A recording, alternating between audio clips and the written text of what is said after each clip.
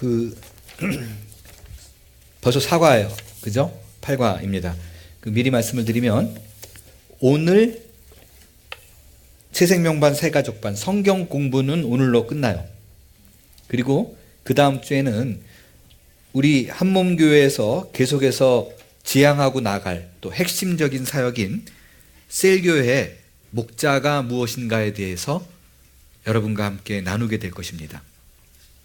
본래 이게 6시간, 다른 교회에서 하면 6시간에서 7시간 정도 하는 강의를 제가 2시간 안쪽으로 줄여서 해보도록 하겠습니다. 그리고 마지막 10주째는 그것이 이제 재직 오리엔테이션이에요. 재직이 무엇인가?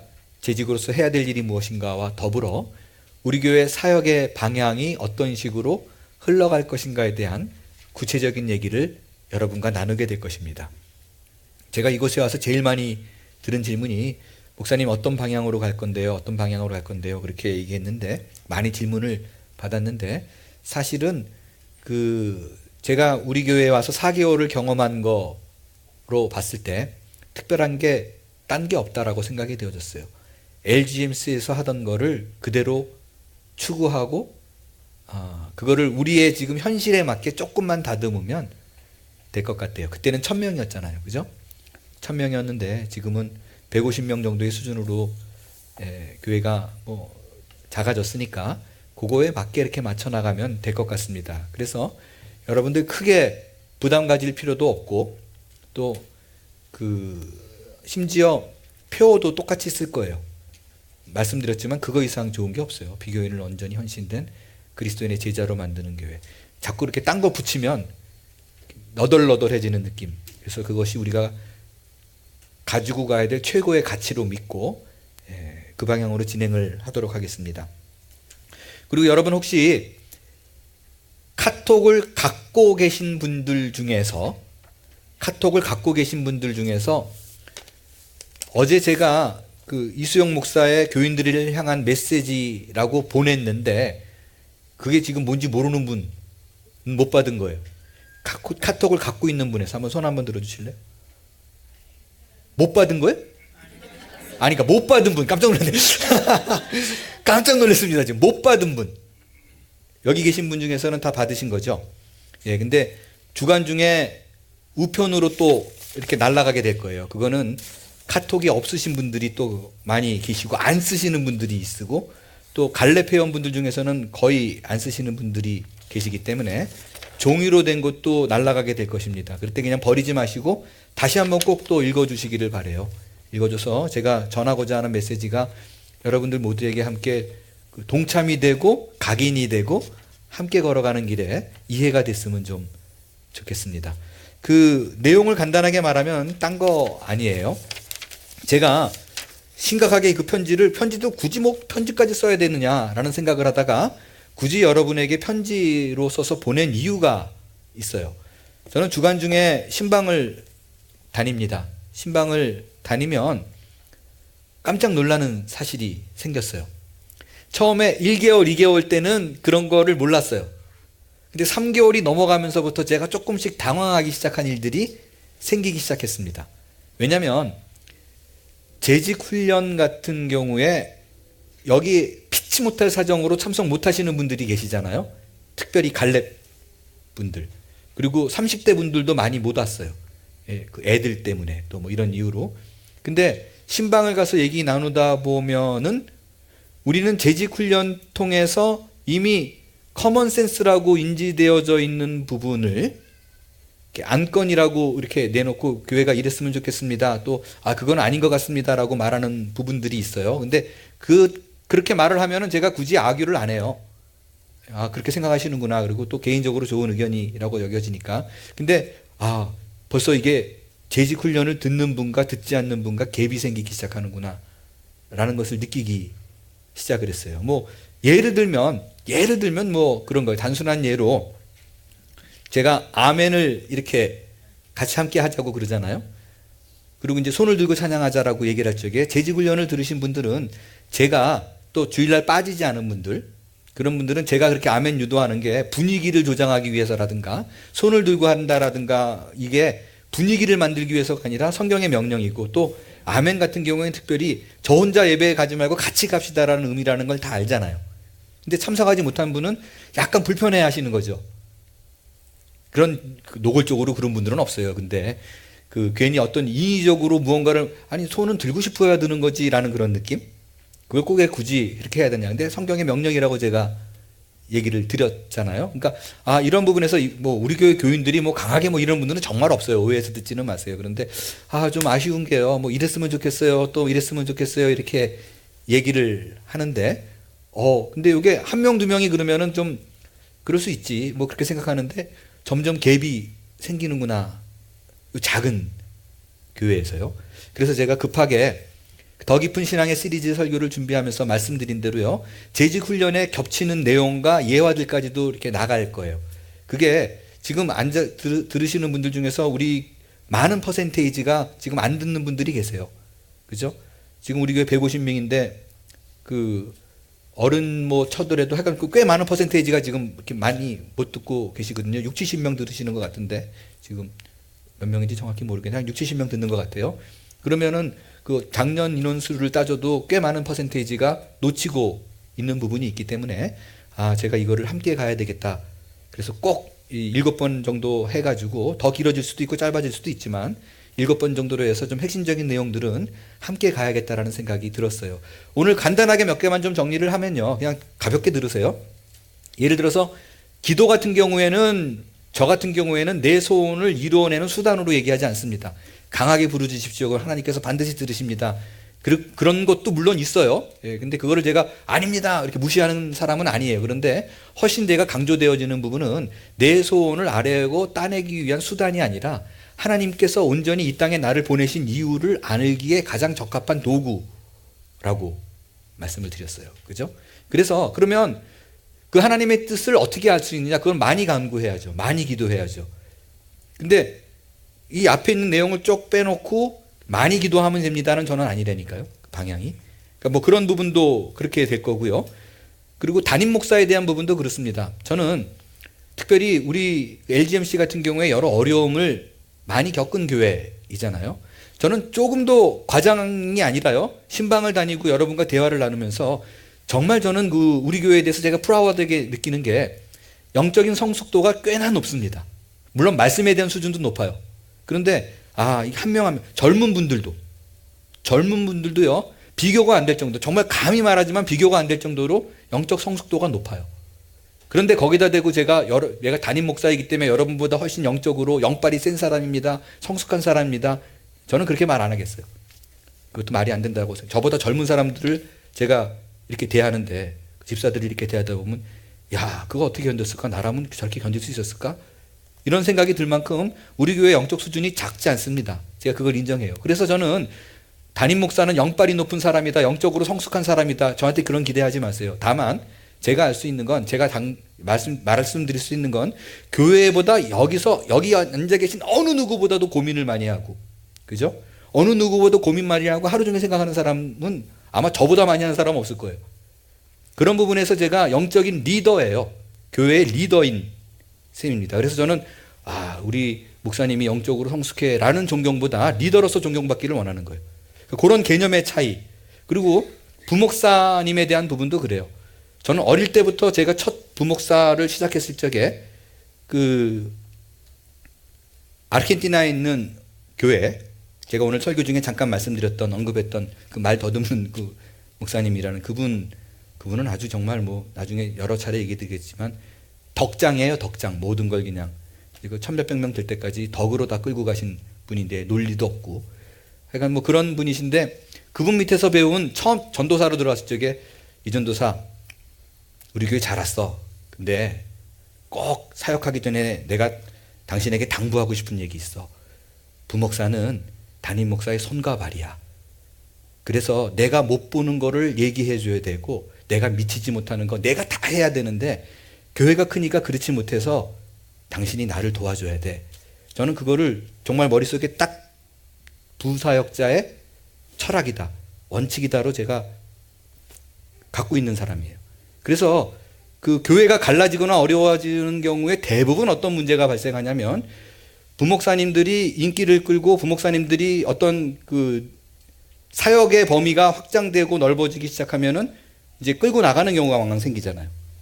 그런 경우가 왜 생기냐면 담임 목사의 서포터다, 손과 발이다라는 개념이 없기 때문에 그래요.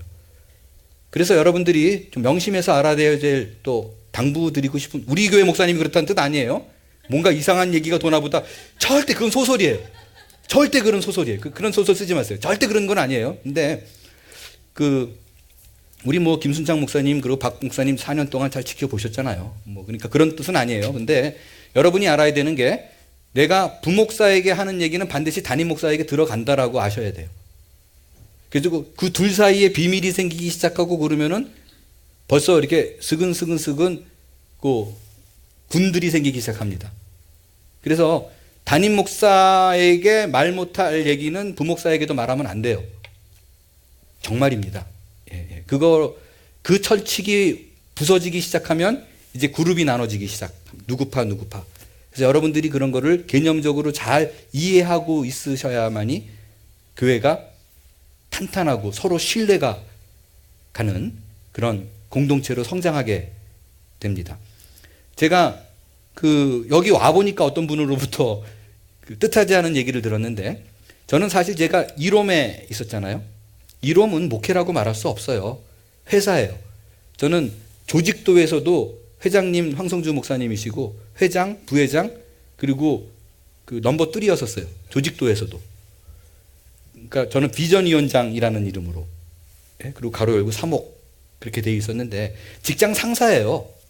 그러니까 제가 말하면 그냥 그대로 되지 뭐 이렇게 평신도 발론티어로 일하는 그런 거는 아니었었어요.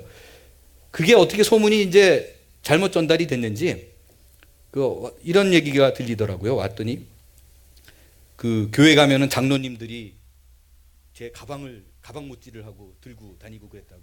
그건 아니에요. 그 정말 아니에요. 이게 왜 생겼을까 그랬더니 제가 장로님들, 그러니까 이롬이 아닌 교회가 따로 있잖아요. 꿈이 있는 교회. 근데 뭐 한 반 이상이 직원들이에요. 반 이상이 직원들인 꿈이 있는 교회가, 거기서 제가 이제 공동 담임으로 있었고 두 번째는 담당 목사로 있었고 그랬었는데 그때 그 장로님들이 굉장히 성숙하신 분들이셨어요. 그러니까 그게 어떤 일이 있었냐면 SNS를 제가 해요. 저는 페이스북이라든가 카카오 스토리를 해요. 근데 제가 너무 감동을 받은 일이 있었는데 두 장로님께서 아주 고급 갈비집에 저를 인바이트 하셨어요. 근데 저는 판교에 있는데 서울에 있는 어느 고급집이셨어요.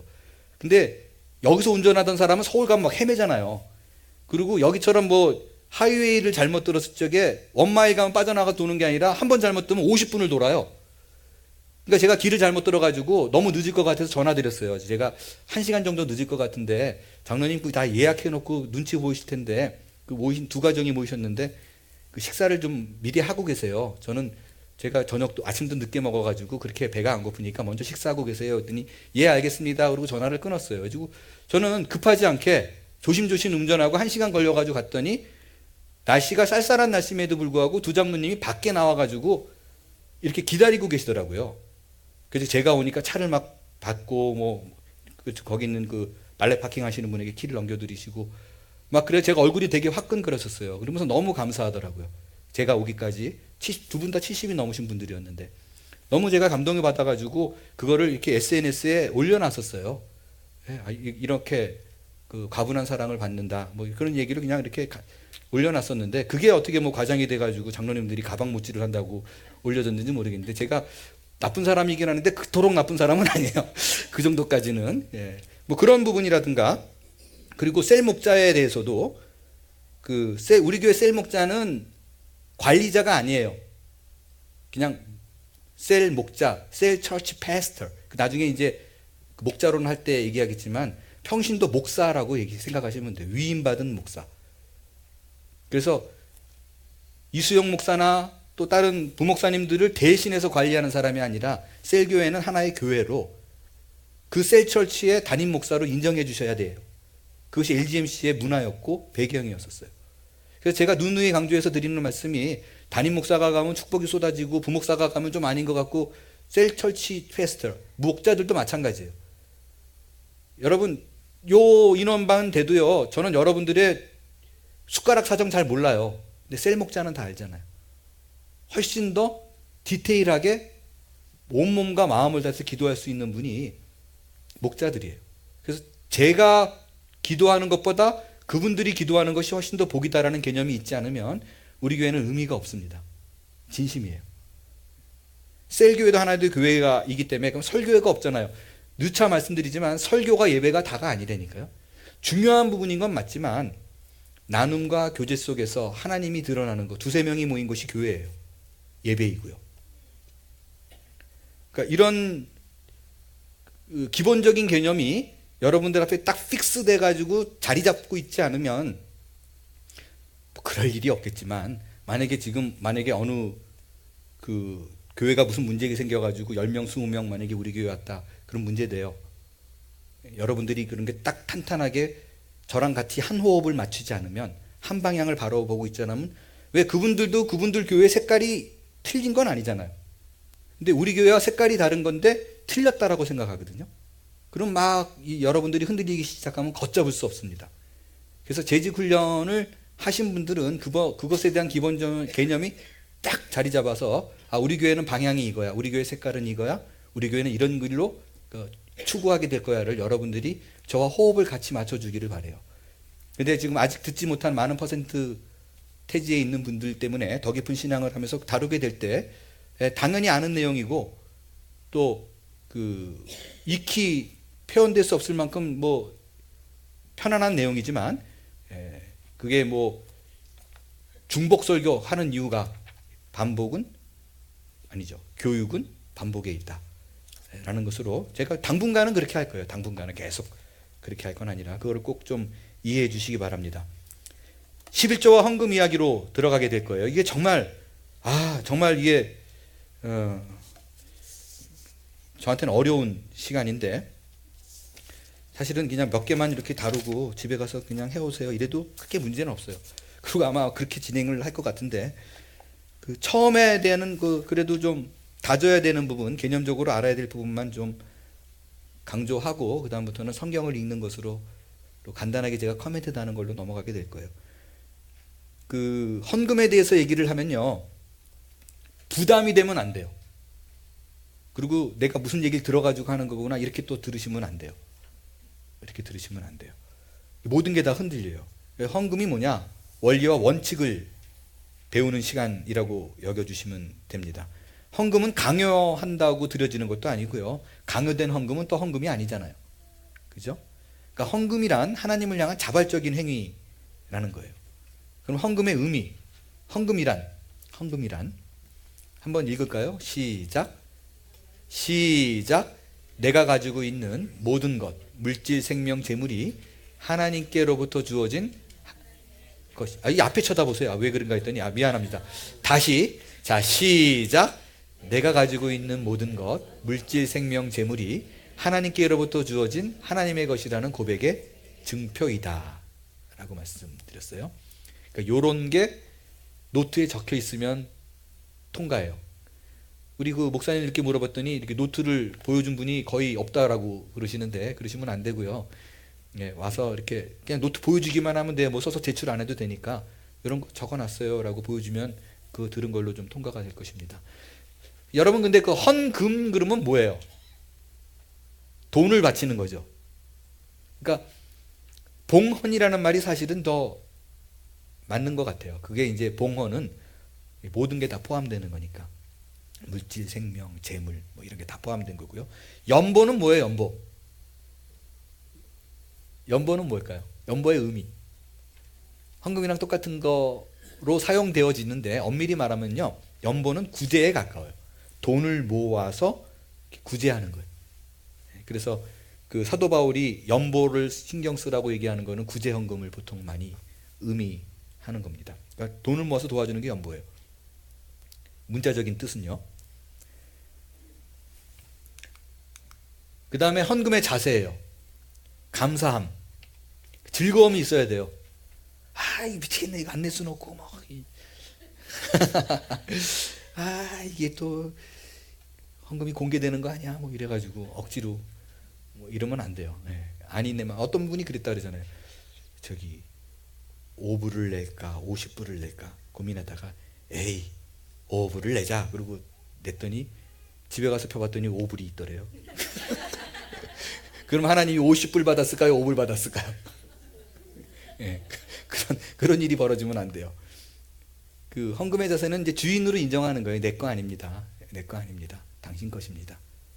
당신 것을 돌려드립니다라는 개념이 있어야 되고요. 정성이 있어야 돼요. 주머니 뒤적뒤적 거려가지고 이러고 이렇게 내면 그 5불 낼려다가 50불 예전에 그 참 좋았던 것 같아요. 우리 어르신들은 그 집회 같은 경우에 예전에 다 다려가지고 냈잖아요. 요즘은 뭐 이러고 툭 낼 수 있으니까. 예, 근데 약간 정성이 들어가고 낼 때마다 기도하고 그런 모습이 좋을 것 같아요. 헌금의 대상은 오직 누구한테? 그래서 정말 이 헌금을 할 적에 누가 이거 볼까? 아니면 그래도 내가 이걸 했다는 걸 좀 알려야 되지 않을까? 이런 생각하면 안 내는 게 나아요. 그리고 어쩔 수 없이 저는 지금 우리 그 헌금 보고를 받지 않고 있어요. 근데 아주 그럴 건 아니고요.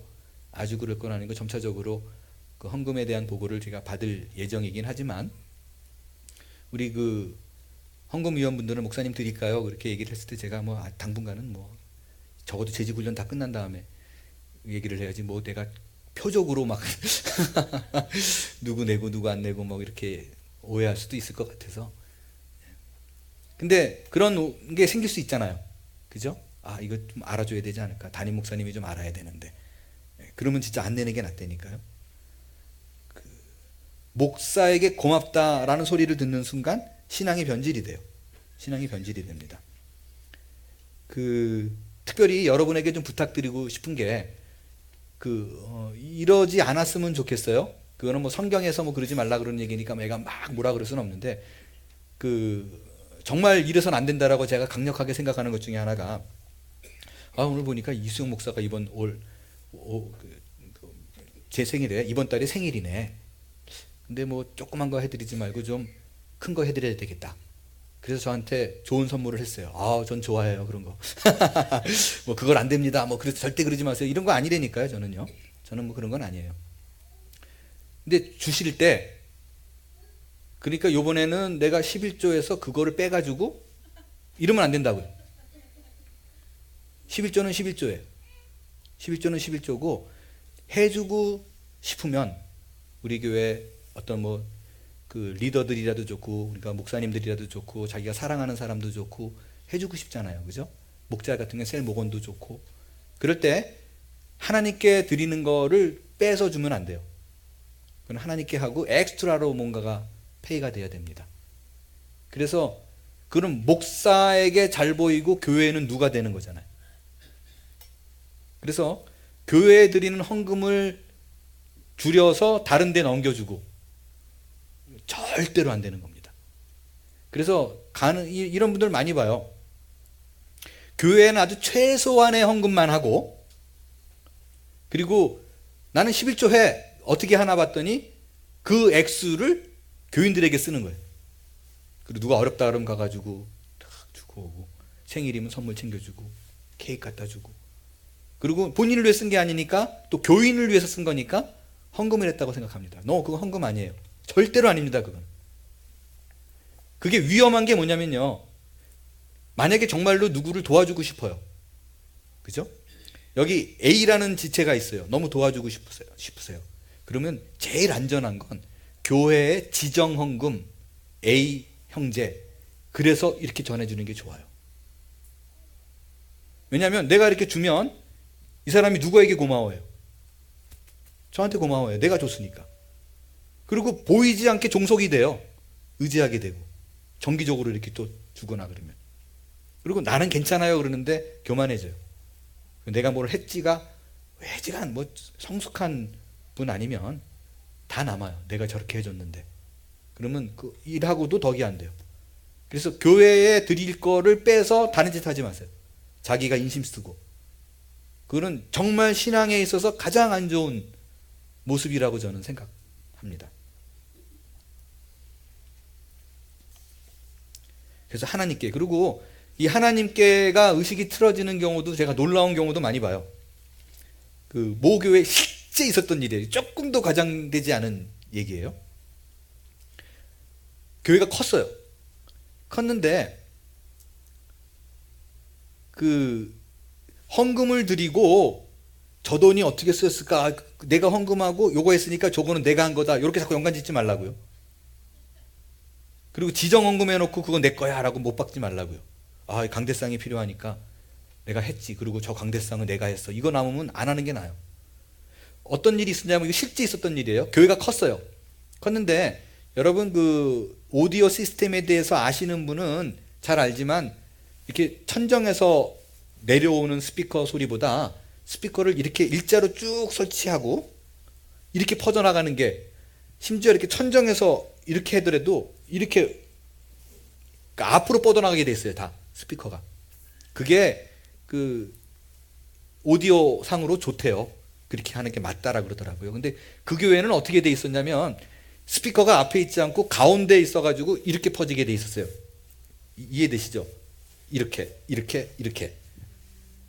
그러니까 팔방으로 퍼지는데 가운데서 퍼지는 거예요. 그러니까 앞에 앉은 권사님은 안 들리는 거예요. 뒤통수를 때리니까. 근데 이거를 정말 거금을 들여가지고 어느 한 분이 헌금해가지고 만들어 놓은 거거든요. 그러니까 이제 너무너무 안 들리니까 막 사람들이 이제 항의를 하기 시작했죠. 아, 저거 뭐냐. 저 스피커 내리면 되잖아요. 내려가지고 여기다 쌓아놓으면 되잖아요.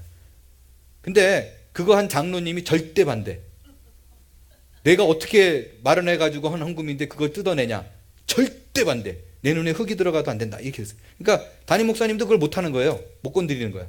근데 재밌는 일이 벌어진 게 그 교회에 나온 지 얼마 안 된 분이 몇 달이 안 돼가지고 너무 큰 은혜를 받았어요.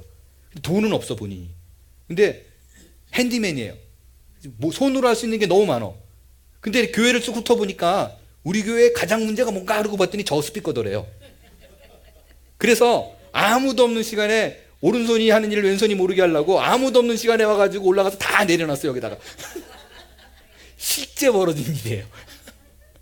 그 다음부터는 뭐 다시 올리라 그래요 그걸. 그래서 모든 교인이 해피해졌다고. 그래서 헌금을 해서 바쳤으면 그거에 대한 용도의 사용은 운영위원회에서 알아서 할 수 있도록. 그것이 뭐 그렇게 맡겨야지. 아 저거 내가 헌금하자마자 저거 했어. 이러면 안 돼요. 실제 그 개척교회 할 때도 그런 일이 벌어졌어요. 헌금을 해가지고 이거를 샀어요.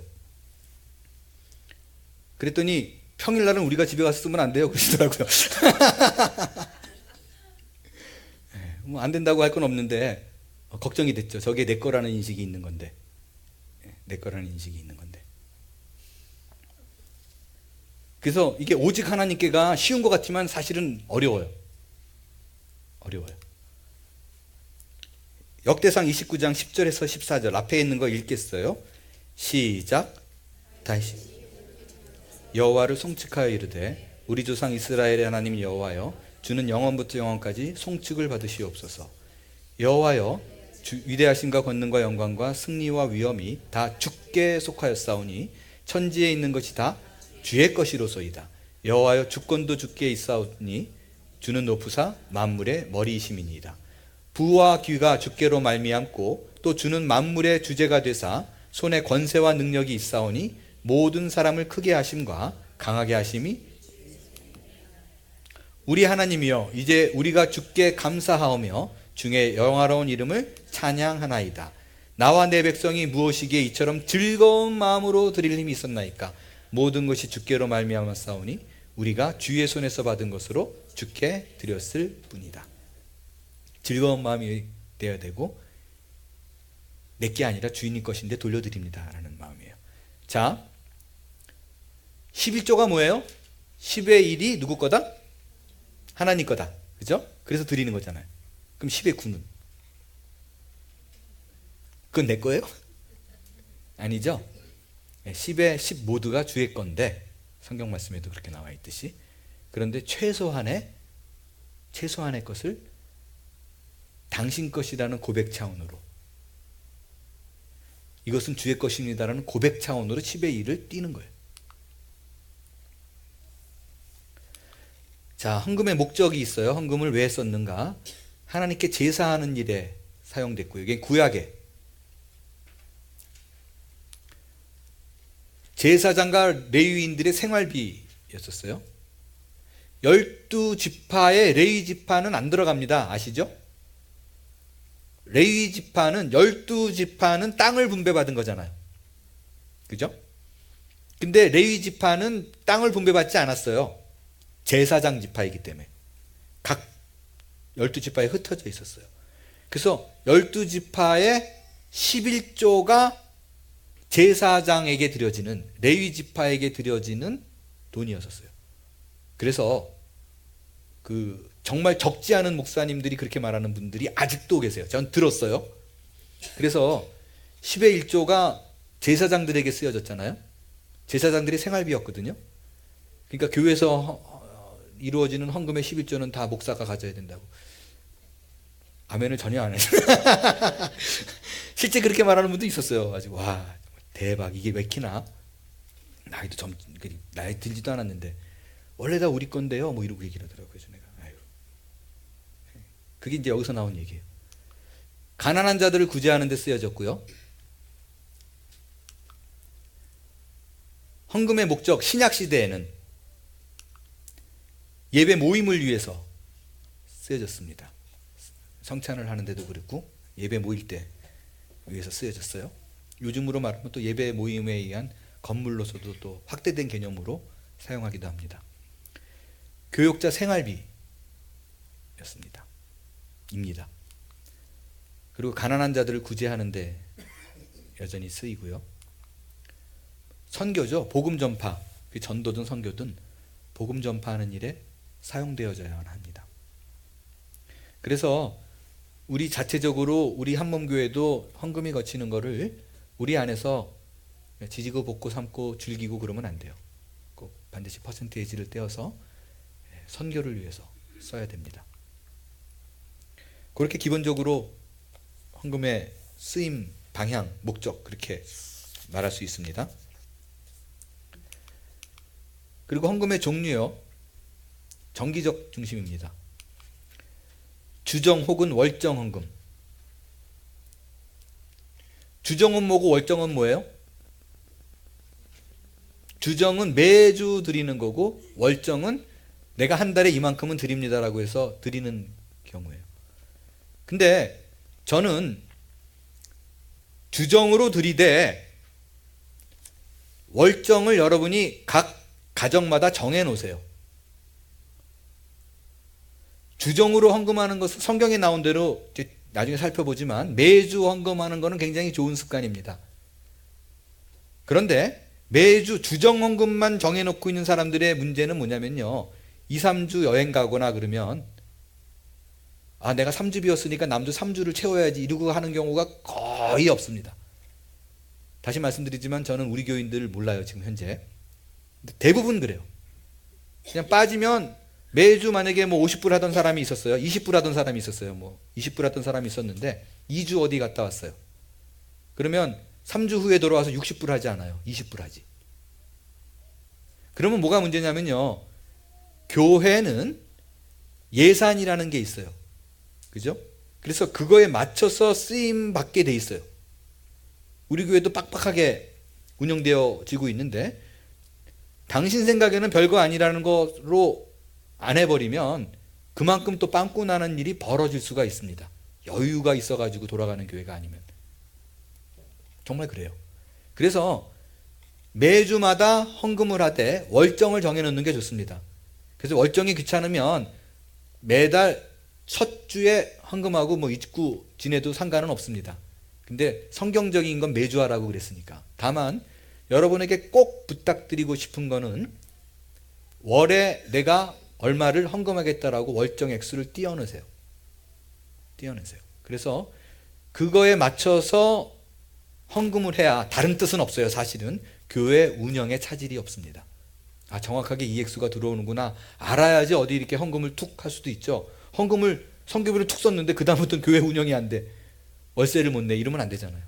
그래서 당부드리고 싶은 게 헌금은 주정으로 하되 월정을 정해놓고 해라 라는 것이 좋습니다.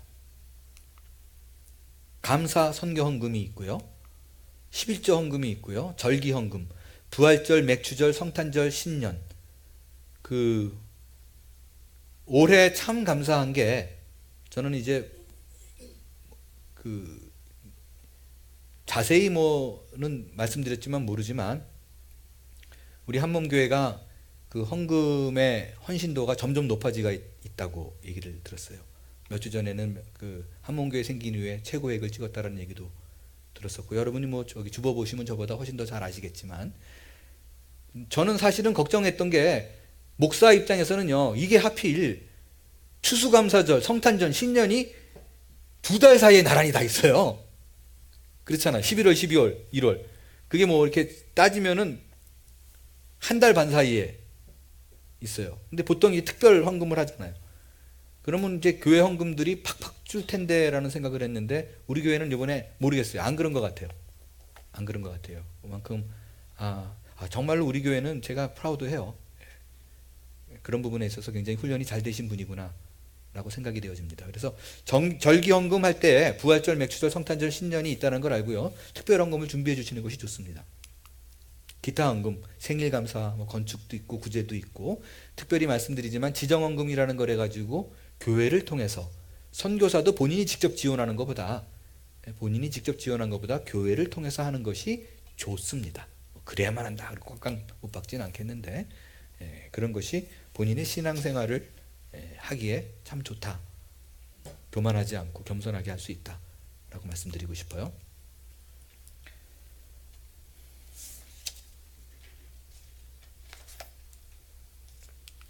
자, 이제 본론으로 들어가는 거예요. 나머지는 제가 그냥 성경을 구절 읽고 커멘트를 그냥 잠깐 다룬 수준으로 지나갈게요. 이렇게 하고 마치고 싶지만, 암송요절 마태복음 6장 19절 21절 같이 읽을까요? 시작! 보물을 땅에 쌓아두지 말라. 오직 너희를 위하여 보물을 하늘에 쌓아두라. 내 보물이 있는 곳에 내 마음이 있느니라. 전기작가 필립 구에달라는 유명한 웰링턴 제독의 전기를 쓰면서 특히 살아생전의 돈 쓰임새에 관해 관심을 갖고 조사를 했다고 합니다. 이것을 지켜보던 한 친구가 그 이유를 묻자 필립은 돈을 어떻게 쓰는지를 보면 그의 사람됨을 알 수 있기 때문이라고 대답을 했다고 합니다. 돈의 소비는 한 사람의 관심의 우선순위 혹은 그의 가치를 반영한다고 할 수 있습니다. 1번, 본문 3장 8절에서 당대의 하나님의 백성이 타락하고 있다는 증거로 무엇이 지적되고 있습니까? 또 그렇게 지적된 이유가 무엇이라고 생각합니까? 말라기 3장 8절 읽겠습니다. 시작! 사람이 어찌 하나님의 것을 도둑질하겠느냐? 그러나 너희는 나의 것을 도둑질하고도 말하기를 우리가 어떻게 주의 것을 도둑질하였나이까 하는도다. 이는 곧 11조와 봉헌이다. 여러분에게 말씀드렸지만 11조는 10의 1이 하나님께 아니에요. 최소한을 드리는 거예요. 전부 다 하나님 거라는 것입니다. 도둑질을 하겠느냐라는 부분에 있어서 다시 강조해서 말씀드리지만, 내가 헌금해야 될 부분을 빼서 내 인심 쓰는 건 도둑질이에요. 완전한 도둑질입니다. 2번, 말라기 3장 3절에서는 레위 자손들이나 당시 종교 지도자들이 깨끗해질 때 가장 먼저 자신들에게 일어날 변화가 무엇이라고 말합니까? 말라기 3장 3절 시작! 그가 은을 연단하여 깨끗하게 하는 자 같이 앉아서 레위 자손을 깨끗하게 하되 금은같이 그들을 연단하리니 그들이 공의로운 제물을 나 여호와께 바칠 것이라.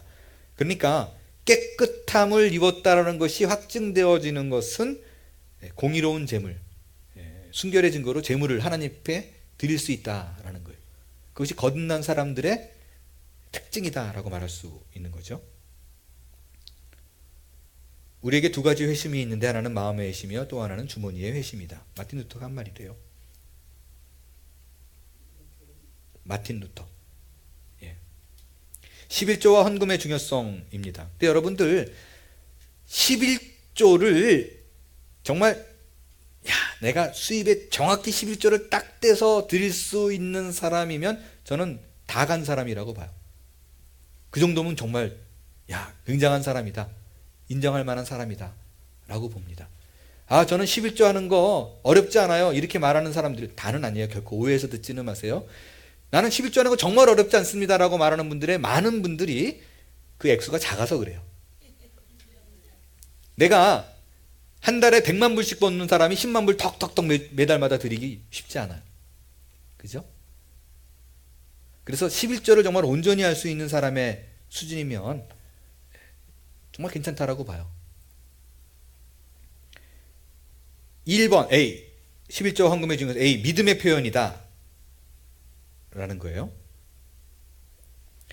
3장 8절 뭐 또 읽었으니까 얘기하지 않을게요. 헌금을 하지 않는 것은 하나님 것을 도둑질하는 것이다 라는 의미로, 저는요 믿음의 표현이라는 부분에 정말 이해가 되는 게, 저는 개척교회를 했었어요. 개척교회를 했었는데 실제 나중에는 그래도 이제 그 신자분들이 오셔가지고 50명이 넘어가부터는 재정적으로 3명의 페이드 스텝을 둘 만큼 괜찮았는데, 그전에는 워낙 예수를 안 믿는 정말 이게 초신자들하고 지내다 보니까 뭐 부부가 다 뭐 CPA 뭐 이런 분들인데도 그렇게 헌금을 많이 안 하세요. 집에 차가 뭐 화려하고 그런 차이더라도 그 애들 둘이랑 같이 이렇게 와서도 한 10불 정도 내고 가시고 그렇게 했었어요. 근데 뭐라 그럴 수는 없잖아요. 그분의 신앙의 수준을 나타내 보여주는 거니까. 또 우리 교회 와가지고 그렇게 하는 것만으로도 얼마나 굉장히 감사하다라고 생각을 했어요. 근데 그러던 분이 어느 날 갑자기 헌금 액수가 툭툭툭 늘어나요. 개척교회 때요. 그러면 저는 굉장히 기뻐요. 그게 물질적으로 돈이 늘어나서 기쁘다라는 건 아니에요. 뭐 많이 늘어봤자 얼마나 많이 늘었겠어요. 근데 이분의 신앙이 자라나고 있다는 것에 대한 증거입니다. 그래서 이런 거를 신학교에서 얘기합니다. 그러니까 목사들이 교우들 헌금 얼마 하는 거 알면 안 돼, 시험 들어, 뭐 그렇게 얘기를 하는데 알아야 된다라고 얘기를 해요. 왜냐하면 엄만 겉으로 볼 때 근사해도 이 물질에 대한 헌신과 물질에 대한 그게 없으면 가짜일 확률이 높다라고 봅니다. 아니면 딴 데 쓰고 있든지. 그래서 제대로 교육하기 위해서는 목사가 알아야 된다는 그런 얘기를 가리킵니다. 그리고요, 그 10의 1조라고 얘기를 하잖아요. 근데 구약 성경에 의하면 여러분들 그거 잘 아시는지 모르겠는데, 말씀을 어떻게, 나중에 인터넷 치면 나와요. 그냥 제가 말씀을 불러드릴까 하다가, 뭐 신명기, 레위기, 민수기 많이 나오는 얘기니까, 11조가 사실은 아니에요. 엄밀히 말하면 첫째 11조가 있어요. 그거는 제사장과 레위인들을 위해 쓰여져요. 구가 남죠. 거기서도 또 11조를 하는 거 아세요? 그게 둘째 11조라 그래요. 둘째 11조. 1년, 2년, 4년, 5년째 했어요. 그거는 감사 제물이에요. 셋째 11조도 있어요.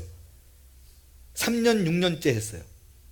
고아와 과부에 대한 구제용이에요. 이렇게 되면 한 23% 돼요. 원래는. 그러니까 11조 했다고 나는 다 했어가 아니라니까 원래는요. 근데 제가 11조만 해도 여러분 대단하다라고 믿기 때문에 뭐 제가 부담 드리려고 하는 소리는 아니지만, 그래서 나는 율법 앞에서 부끄러운 게 없어, 이거는 아니에요. 항상 부끄러워요. 항상 부끄러워요.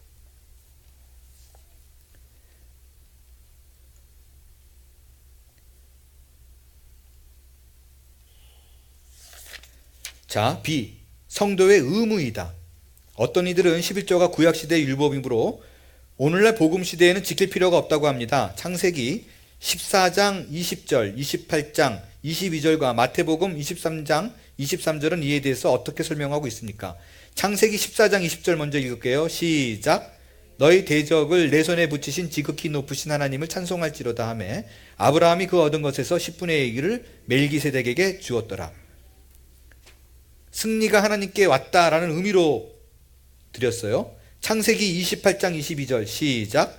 내가 기둥으로 세운 이 돌이 하나님의 집이 될 것이요 하나님께서 내게 주신 모든 것에서 10분의 1을 내가 반드시 하나님께 드리겠나이다 하였더라라고 되어 있어요. 이 창세기 14장에 나온 것과 창세기 28장에 여기 내가 하는 요거는 야곱을 얘기하는 건데요. 그 앞에 창세기 14장에는 이제 아브라함을 얘기하는 거고요. 요 둘 아브라함과 야곱이 11조를 했는데 11조에 대한 율법의 제정은 훨씬 지난 모세 때부터예요. 그러니까 모세의 율법에 규정돼서 드린 것이 아니라 그들의 관습이었고 당연한 것이었어요. 그러니까 율법이 없어졌기 때문에 필요 없다가 아니라니까요. 율법 이전에 존재했던 법이었었어요. 그러니까 관습이었었어요. 마태복음 23장 23절 시작.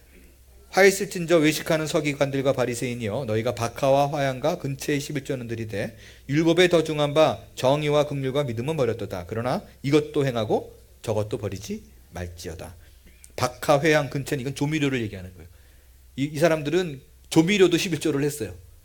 예전에 그 재정이 풍족하지 못한 교인들이 재정이 풍족하지 못했던 시절에 성미라는 거 기억하시죠? 성미, 띄어드서 냈듯이 그런 거를 의미하는 거예요. 그러니까 성도의 의무다라고 말하는 부분에서는요, 여러분이 또 알아야 될 부분이 뭐냐면요, 구약의 율법인데 더 안 해도 돼, 그게 아니라니까요. 그러니까 여러분들 마음속에 솔직히 물어보라고요. 내 부모를 공경하라. 아, 이건 마땅해, 해야 돼 라고 느끼잖아요. 그죠? 근데 11조를 하라 그러는 거는 왜 율법에 존재하지, 율법이 없어졌는데 또 이렇게 얘기한다고. 왜? 돈이 내 가운데 우상이 됐기 때문에 그래요. 그걸 드러내는 부분 중에 하나라고 저는 봅니다. 11조를 못 하시는 분들 11조를 안 한다고 저주가 있지는 않아요. 그거 그렇게 들으면 절대로 안 됩니다. 11조를 못해서 저주받았나 보다. 그런 건 제가 뒷부분에 조금 자세히 다룰 거예요. 그러나 11조를 하면서 받는 축복은 굳이 말을 안 해도 사실은 해본 사람들은 알 거라고 믿어요. 재정적으로 막 갑부가 되진 않더라도 정신적으로라도 야, 이것 없이 살고 다른 걸로 채워주시는구나라는 거는 훨씬 더 하시는 분들은, 꾸준히 하시는 분들은 이유가 있을 거 아니에요. 이유가 있을 거예요.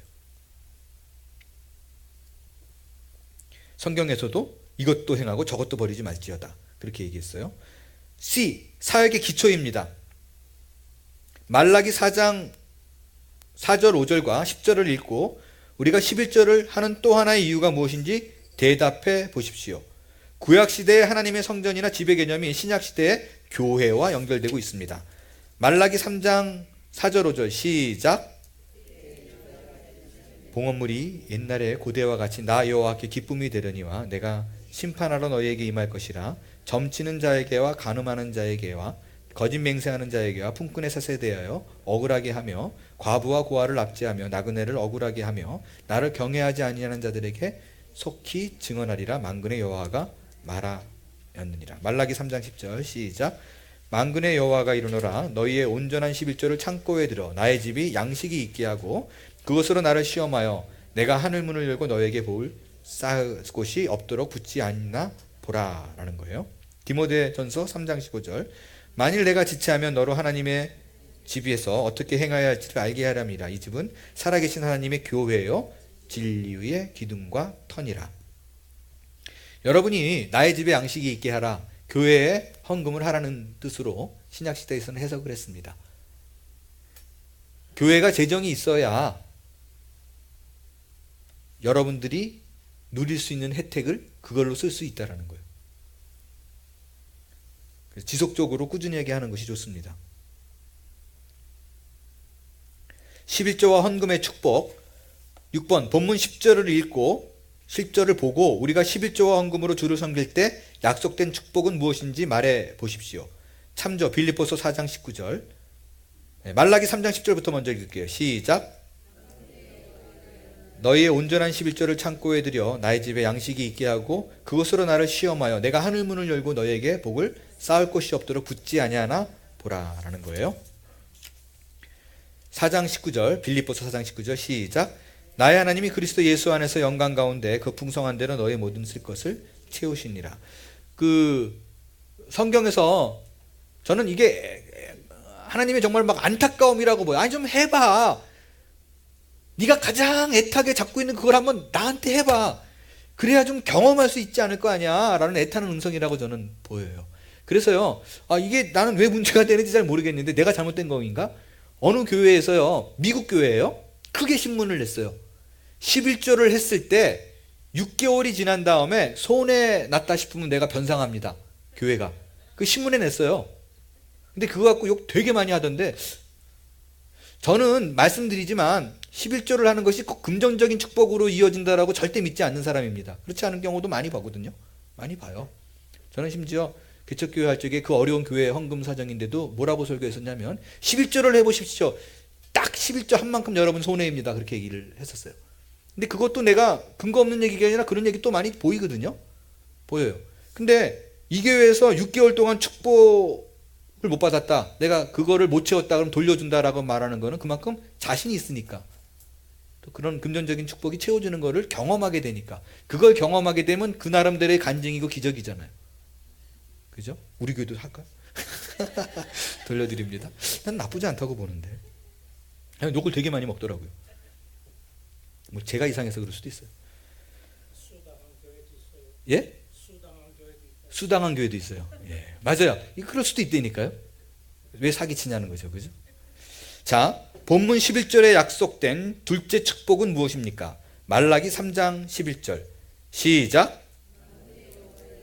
내가 너희를 위하여 메뚜기를 금하여 너희 토지 소산을 먹어 없애지 못하게 하며 너희 밭에 포도나무 열매가 기한 전에 떨어지지 않게 하리니.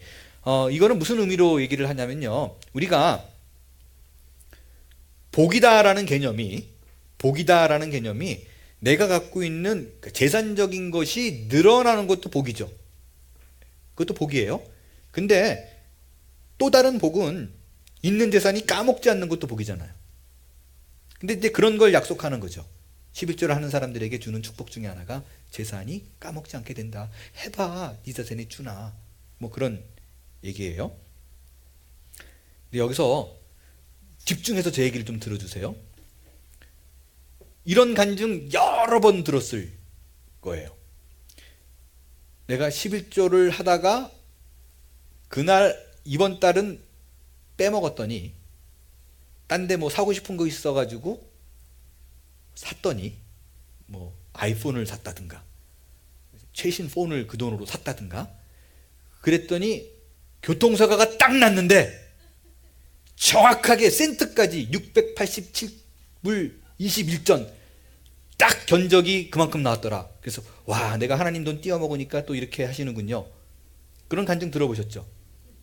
저는 개인적으로요, 그런 일이 발생할 수 있다라고 봅니다. 그런데 무슨 제가 바라보고 있는 관점과 어떤 차이가 있냐면요, 제가 그 LA에 동양선교교회 뭐 있을 적에 참석했을 때예요. 그때 이제 목사님들이 여럿이 와가지고 그 가정을 다 교인들이 오픈해서 두 분씩 한 집에서 평신도 분들이 가정을 오픈해서 호텔비 아끼느라고 평신도 분 가정에서 이렇게 잤는데, 제가 그때만 해도 젊었어요. 30대였었어요. 30대였는데 저보다 열 몇 살이 많은 분하고 같은 집에 머물게 된 거예요. 3일 정도 지나는데 그분이 재정적으로, 일단 뭐 방이 많으니까 2명이 들어오는 거 아니에요. 치과 의사시라고 얘기하는데 정말 재정적으로 이렇게 누가 보더라도 넉넉하신 분이구나 라는 것이 보여지는 거예요. 근데 이분이 좀 친해졌다라고 여겨졌는지 식사를 하시다가 목사님들께 꼭 물어보고 싶은데요, 그러면서 저희가 11조를 못하고 있는데 11조를 꼭 해야만 되는가, 그걸로 많이 고민하고 있습니다. 어떻게 해야 할까요? 그랬더니 이제 그 질문을 받아서 그분이 뭐라 그러냐면, 집사님 저기 잘못 오해하고 있는 게 있어요. 집사님이 11조 안 한다고 생각하죠? 다 해요 그러더라고요. 이게 또 무슨 얘기지? 그랬더니 이분이 하는 얘기가, 모든 사람은 11조를 다 하는데 의지적으로 내느냐, 아니면 내가 그러니까 의식하진 못하지만 슬금슬금 빠져나가는 돈이 분명히 11조가 있어요. 근데 11조를 하게 되면 하나님이 그 돈을 막아줍니다. 그러니까 모든 사람은 11조를 합니다. 근데 내가 의지적으로 하느냐, 아니면 나도 모르게 빠져나가느냐, 그 차이가 있어요. 그러더라고요. 그래서 하세요. 그러더라고요. 기억하려면. 어차피 그냥 잃어버리지 말고. 근데 제가 또 못 참았어요. 얼마나 화가 나는지. 해가지고 하나님이 무슨 양아치예요? 제가 그랬어요. 안 그래요?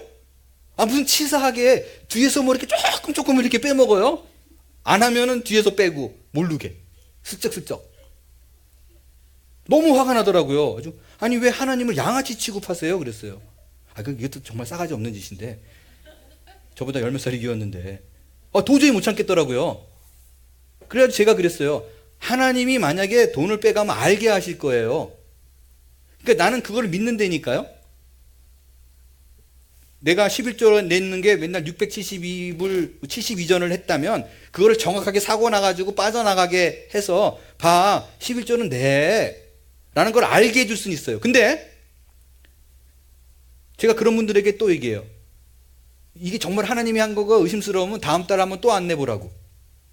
그러니까 한두 번 하면 하나님이 얘는 아직 준비가 안 됐구나 그러고 그냥 말지. 그 다음 달도 갑자기 다리가 부러졌는데 672전 12전. 그 다음 달에는 애가 사고가 났는데 병원비가 672전 12 이렇게 안 하신다고요. 그러니까 11조를 해. 그거 해도 괜찮아라는 거를 let me know. 알려주기 위해서 내가 알게끔 하기 위해서 하나님께서 그런 방법을 쓰지만 비겁하게 뒤에서 슬쩍 돈을 빼가는 짓은 안 합니다. 하나님이 돈이 아쉬워서 우리에게 요구하는 거 아니잖아요. 이해되시죠? 그러니까 하나님께서는 분명히 저는 믿어요. 내가 빠져나갈 거를 막아주시는 분이라는 걸 믿어요. 그러나 그렇게 양아치처럼 뒤에서 야금야금 그렇게 안 해요. 우리로 하여금 알게 하시지. 왜? 그거 너무 그거 좀 벗어나면 안 돼? 그거 해보면 되는데.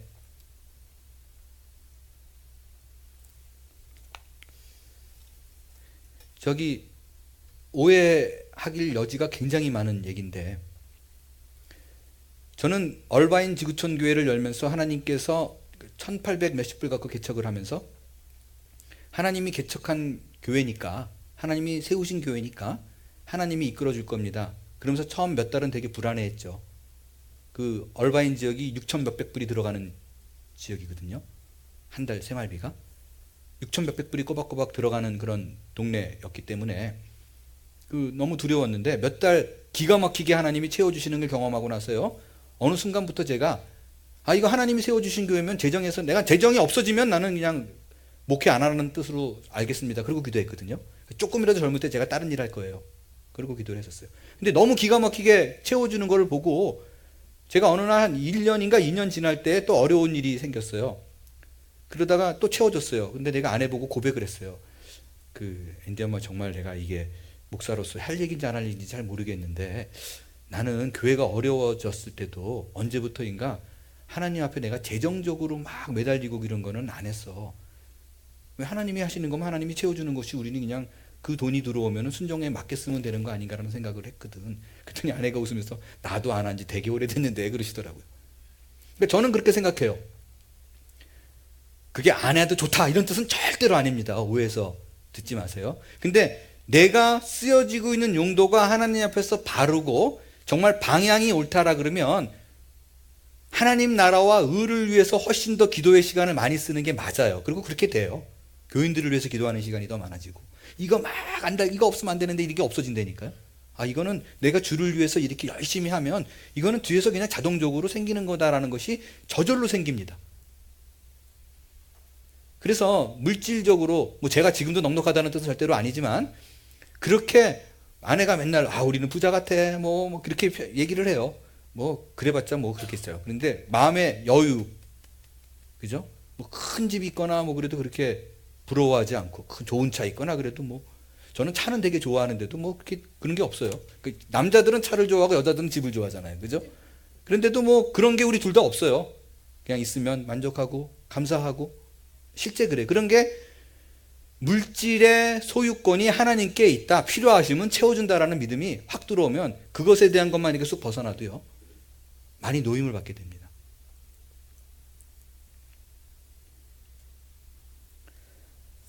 (8번) 본문 12절에서는 하나님의 영광과 관련된 다른 어떤 축복이 약속되어 있습니까? 말라기 3장 12절 시작. 모든 이방인들이 너희를 복되다 하리라. 만군의 여호와의 말이니라. 이웃에게 간증이 되는, 야 쟤네들은 진짜 신기해. 맨날 죽을 것 같은데 또 어떻게 넘어가고. 근데 여러분 물질적으로 정말 여러분이 돈을 5,000불 벌 때나 10,000불 벌 때나 20,000불 벌 때나 계속 부족하잖아요. 돈은 그만큼 또 쓰여지는 데가 점점 늘어나잖아요. 교육비라도 쓰게 되니까 돈은 항상 부족해요. 항상. 근데 야, 저 집안은 죽을 것 같은데 자꾸 그래서 하나님이 뭔가 있는 것 같아. 제가 이번에 어느 가정에 가가지고 그 창세기 26장, 저는 어디서 신방을 요청하면 바이블타임에 그 날짜에 있는 거를 가서 전해요. 왜냐하면 제가 이제 무작위로 정해가지고 설교를 하면 대부분 그 가정에 맞는 얘기들이 많거든요. 근데 꼭 누가 일렀어? 다 알고 오셨구만. 그래서 내가 뭐 심지어 이렇게 공격적인 얘기라든가 좀 바꿨으면 되는 얘기도 있을 수 있잖아요. 그럼 내가 들어서 얘기한 줄 알기 때문에 아예 그냥 싹 말씀을 예배를 드려주세요. 그러면 바이블 타임에 있는 말씀을 그대로 전해요. 이번 주에도 어느 가정에 갔다가 말씀을 증거했는데 그 가정에 딱 맞는 말씀이 전해지니까 저희 넷이 다 울었어요. 이건 말하면서도 그 가정에 맞는 말이라고 느껴졌기 때문에. 그래서 제가 그냥 거기 있는 본문 말씀을 전하는데 어느 가정에 갔는데 이삭이었었어요. 창세기 26장. 이삭은 여러분 아시지만 되게 나약한 사람이잖아요. 이삭의 특징은 싸움을 못해요. 싸움을 못해요. 그 4대 족장 중에서 제일 오래 살았어요. 185세. 근데 성경에 할애된 거는 26장 한 장밖에 없어요. 본인만 나온 거. 나머지는 그 아버지 아브라함의 아들 야곱의 아버지로 등장을 하지 자기 얘기만 나온 건 창세기 26장 한 장이에요. 그만큼 가늘고 길게 산 사람이에요. 별 일생에 오래 살고 할 일이 별로 없는 사람. 근데 이삭의 특징이 뭐냐면 굉장히 약해요. 결혼도 자기가 못하잖아요. 종이 와서 데려다 줘서야지. 나이 40에 결혼하면서. 그 아주 부잣집 외아들 딱 그 스타일이에요.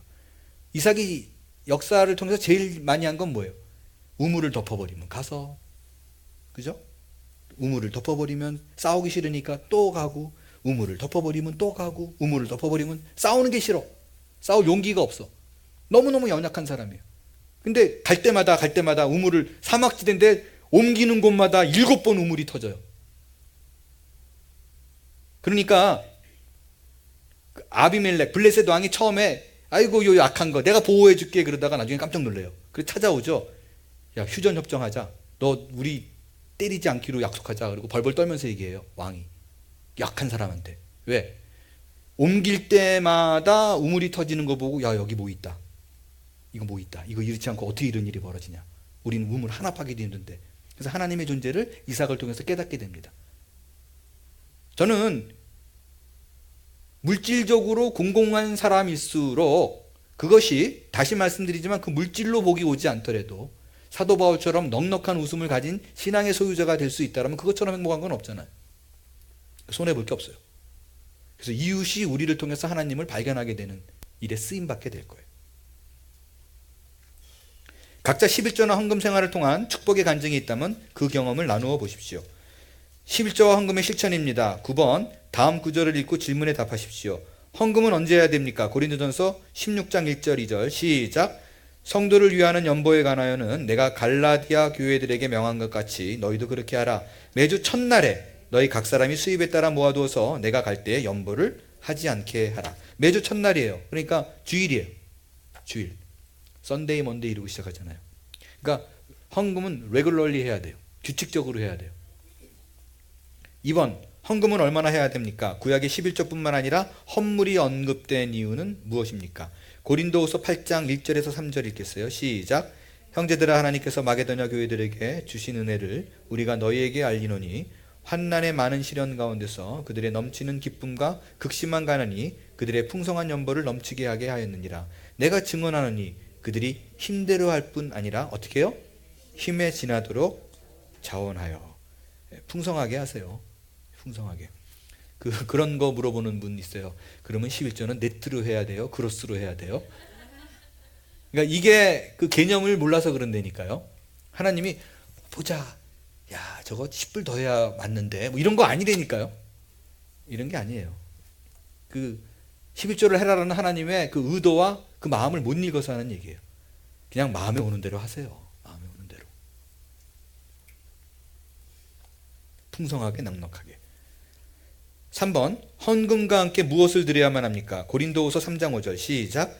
우리가 바라던 것뿐만 아니라 그들이 먼저 자신을 주께 드리고 또 하나님의 뜻을 따라 우리에게 주었도다. 나 자신을 드려야 돼요. 미가서 6장 6절에서 8절 한번 읽을게요. 시작. 내가 무엇을 가지고 여호와 앞에 나아가며 높으신 하나님께 경배할까? 내가 번제물로 일련된 송아지를 가지고 그 앞에 나아갈까? 여호와께서 천천의 순양이나 만만의 강물 같은 기름을 기뻐하실까? 내 허물을 위하여 내 마다들을 내 영혼의 죄로 말미암아 내 몸에 열매를 드릴까? 사람아 주께 선한 것이 무엇임을 내게 보이셨나니 여호와께서 내게 구하시는 것은 오직 정의를 행하며 인자를 사랑하며 겸손하게 내 하나님과 함께 행하는 것 아니냐. 예. 뭘 드릴까? 뭘 드릴까? 이런 고민을 해야 돼요. 어떻게 하면 좀 빼먹을까가 아니라 뭘 드릴까? 그러면서 뭐라 그래요? 내 하나님과 함께 행하는 거 아니냐. 물질이 도저히 자신 없으면 봉헌하는 거예요, 스스로. 아르헨티나에서 제가 초등부 4학년에서 6학년 전도사 시절이었어요. 그 당시 아이들은 너나 할 것 없이 부모가 아침에 주면 그거 갖다 헌금하잖아요. 저는 그게 아니라고 생각했어요. 이러면 안 된다고. 그리고 아이들 보고 니들이 헌금해 했더니 돈 없어요 막 그러더라고요. 그럼 벌어서 하지. 우리는 어려서 안 돼요 그러더라고요. 4에서 6학년이니까. 그래서 제가 니들이 벌 수 있어. 어떻게 하냐. 엄마한테 설거지 도와드리고 50센트 받고, 그죠? 내가 엄마 신발 정리할게 아침마다. 그러고 50센트 받고. 그리고 아르헨티나야, 아르헨티나에서. 그리고 내가 3불짜리 아이스크림 사 먹으려고 싶은데 참자. 1불짜리 사 먹고 2불 드리고. 그럴 수 있잖아요. 그리고 버스를 타고 와야 되는데 거기 뭐 스쿨버스라는 게 없으니까,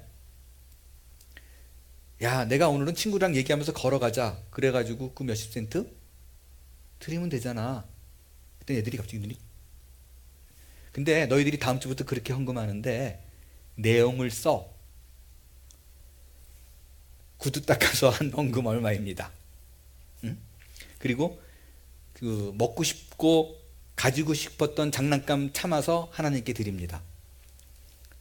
내가 일주일 동안 버스 탄 거 참고 걸어가서 얼마 드립니다. 이렇게 써서 내. 근데 애들이 그걸 하기 시작했어요. 근데 그게 순진한 애들이잖아요. 그러니까 진짜 그대로 하는 거예요. 그러니까 부모들이 난리가 났어요. 이거를 몇 개월 했는지 제가 정확히 기억은 나지 않는데요. 그 교회 사상, 아르헨티나에서 제가 했던 큰 교회 그 사상, 초등부가 처음으로 헌신 예배, 그러니까 주일 오후 저녁 예배 성가대를 서가지고 헌신 예배를 했어요. 근데 그때 그 선교사님 한 분이 오셔가지고 말씀을 전했어요. 전하고 나서 끝에 어떤 거를 가졌냐면, 그 4에서 6학년짜리 애들이 거둔 그 헌금을 제가 얘기했어요.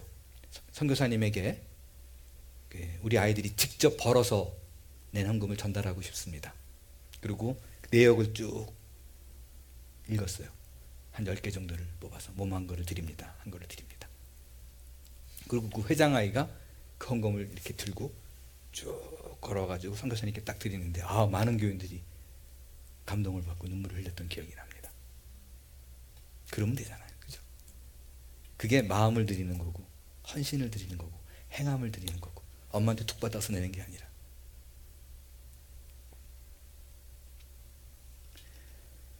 도저히 나는 못해요. 괴로워하지 마시고요. 그냥 할 수 있는 선에서 하시면 돼요. 내 하나님과 함께 행하는 것 아니냐. 헌금은 어떤 마음가짐으로 해야 됩니까? 본문이 좀 길지만 제가 읽을게요. 성도를 섬기는 일에 대하여는 내가 너에게 쓸 필요가 없나니 이는 내가 너희의 원함을 알미라. 내가 너희를 위하여 마게도니아인들에게 아가야에서는 1년 전부터 준비하였다는 것을 자랑하였는데 헌금은 준비해야 돼요. 과연 너희의 열심이 펑 많은 사람들을 분발하게 하였느니라. 그런데 이 형제들을 보낸 것은 이 일에 너희를 위한 우리의 자랑이 헛되지 않게 하고 내가 말한 것 같이 준비하게 하려 함이라. 바울은 끊임없이 그 훈련을 시켰어요. 그냥 턱턱 내지 마라. 준비해라. 혹 마게도냐인들이 나와 함께 가서 너희가 준비하지 아니한 것을 보면 너희는 고사하고 우리가 이미 있던 것에 부끄러움을 당할까 두려워하노라. 준비하지 않은 헌금은 부끄러운 거예요. 그러므로 내가 이 형제들로 먼저 너희에게 가서 너희가 전에 약속한 연보를 미리 준비하게 하도록 권면하는 것이 필요한 줄로 생각하였느니 이렇게 준비하여 참 연보답고 억지가 아니니라. 이것이 곧 적게 심는 자는 적게 거두고 많이 심는 자는 많이 거둔다 하는 말이로다. 각각 그 사람이 마음에 정한 대로 할 것이요. 그러니까 월정헌금하세요. 월정 정하고 인색함이나 억지로 하지 마지. 조금이라도 자꾸 계산하고 판단되면 아직 아닌가 보다. 접으세요. 인색함이나 억지로 하지 말지니 하나님은 어떻게 하는 자? 즐겨내는 자, 기뻐하게 내는 자를 사랑하시나이다. 하나님이 능히 모든, 그러니까 내릴 때 찝찝해, 이거 좀 부족한 것 같은데 이러면 좀 더 하세요. 더 하세요. 하나님이 능히 모든 은혜를 너희에게 넘치게 하시나니 이는 너희로 모든 일에 항상 모든 것이 넉넉하여 모든 착한 일을 넘치게 하려 하심이라.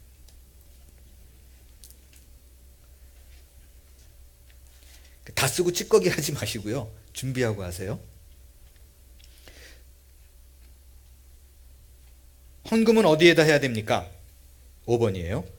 말라기 3장 10절 시작. 만군의 여호와가 이르노라 너희의 온전한 11조를 창고에 들여 나의 집에 양식이 있게 하고 자신이 속한 공동체에 해야 됩니다. 왜냐하면 그게 멤버십의 의미예요. 사실은 하나님 입장에서는 그죠? 우리 교회 하나 11조를 옆 교회 하나 크게 다를 건 없어요.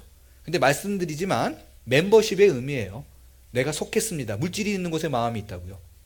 내가 물질을 하는 것을 아무래도 관심을 갖고 기도하게 되어 있습니다. 그래서 멤버십의 의미로 섬기는 교회에 해야 됩니다. 그게 이제 마태복음 6장 19절 21절이에요. 그게 물질이 있는 곳에 마음이 있다. 그런 뜻입니다.